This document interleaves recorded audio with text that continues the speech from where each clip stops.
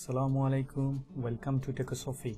আজ আমরা দেখব কিভাবে ইলাস্ট্রেটরে বাংলা লিখতে হয়। আমরা অনেকে আছি ইলাস্ট্রেটরে বাংলা লিখতে গিয়ে প্রবলেমে পড়ি।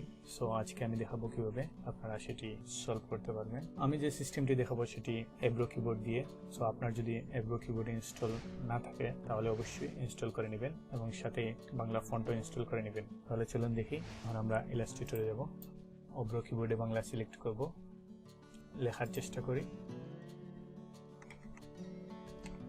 এগুলো ঠিক মতো আসতেছে, কিন্তু যখন আমি রসিকার দিব তখন এটি অক্ষরের পরে চলে যায়। সো এটি কিভাবে আপনারা সলভ করতে পারেন সেটি দেখাবো। আমরা এখানে অ্যাভ্রো এর সেটিং অপশনে যাব, সেখান থেকে আউটপুট অ্যাজ আনসি এটাতে ক্লিক করব। করার পর এখানে ইউজ আনসি এনিওয়ে এটাতে ক্লিক করব।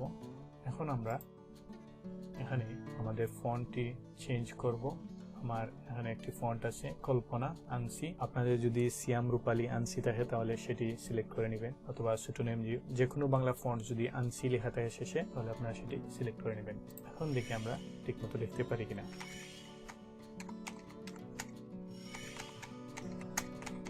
এখন রসিকারটি ঠিকমতো আসছে। সো আপনারা দেখে নিলেন কিভাবে খুব সহজেই আপনারা ইলাস্ট্রেটরে বাংলা লিখতে পারেন। সেম সিস্টেমে আপনারা ফটোশপেও বাংলা লিখতে পারবেন। যদি আপনাদের কোনো প্রবলেম হয় তাহলে অবশ্যই আমাকে কমেন্টে জানাবেন, আমি চেষ্টা করব সমাধান দেওয়ার। আমার এই ভিডিওটি যদি আপনাদের ভালো লাগে তাহলে অবশ্যই সাবস্ক্রাইব করবেন। ধন্যবাদ।